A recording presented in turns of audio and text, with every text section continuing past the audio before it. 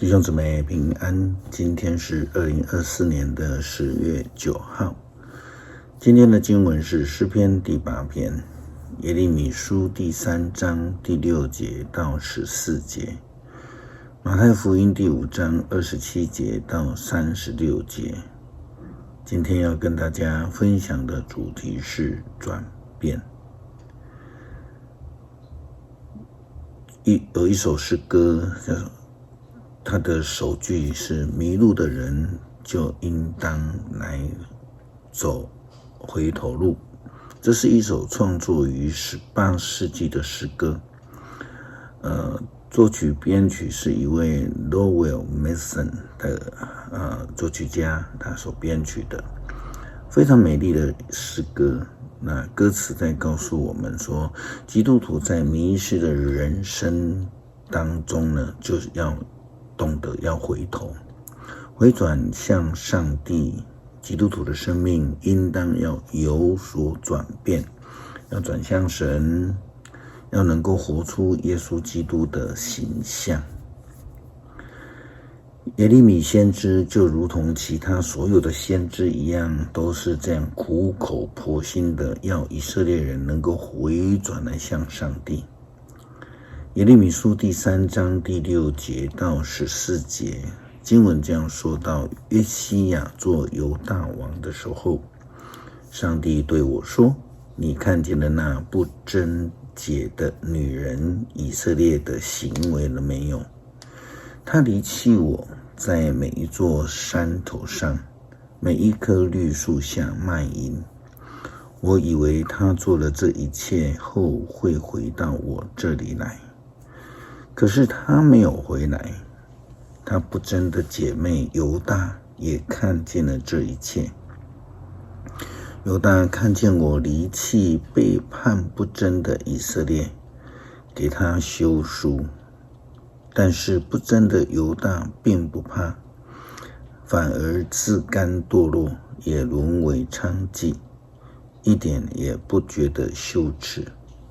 他也玷污了土地，他拜石头、木头，对我不贞。做了这一切以后，以色列那不贞的姐妹犹大假装回来，但不是出于诚意。我上主这样宣布了。上主又告诉我，以色列虽然离弃他，但比那不贞的犹大好些。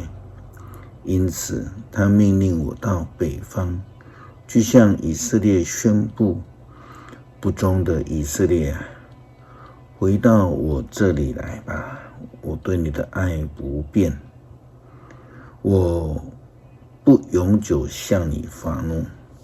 我只要你承认自己的罪过，承认你得罪上主你的上帝，曾经在每一棵绿树下跟异国的神明行淫，违背了我的命令。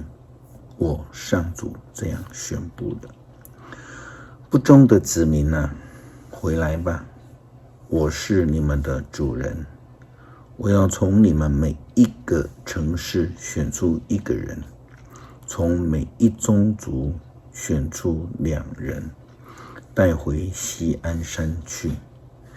以色列人和犹大人必须要回转向上帝。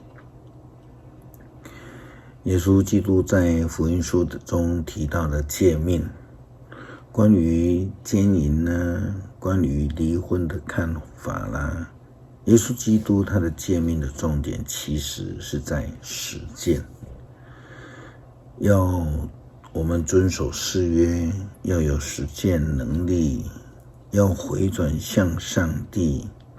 那么这些诫命誓言就不需要再讨论下去了。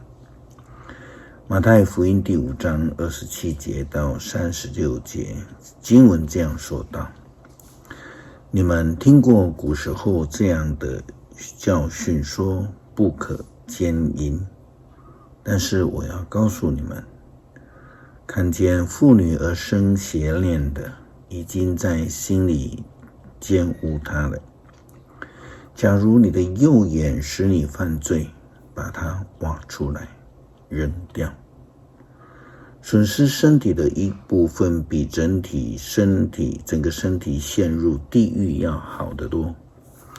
假如你的右手使你犯罪，就把它砍下来扔掉。损失肢体的一部分比整个身体下地狱要好得多。又有这样的教训说，凡要休弃妻子的，必须要写休书给他。但是我告诉你们，除非妻子不贞，丈夫不能休弃她，因为要是妻子在家，他等于是妻子犯了奸淫，而娶她的男人也算犯了奸淫。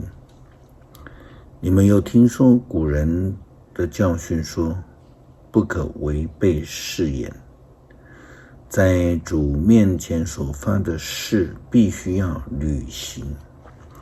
但是我告诉你们，你们根本不可以发誓，不可以指着天发誓，因为天是上帝的宝座；不可以指着地发誓，因为地是上帝的脚凳；也不可指着耶路撒冷发誓，因为它是大君王的城；甚至不可指着自己的头发发誓，因为你无法使自己的一根头发变黑或变白。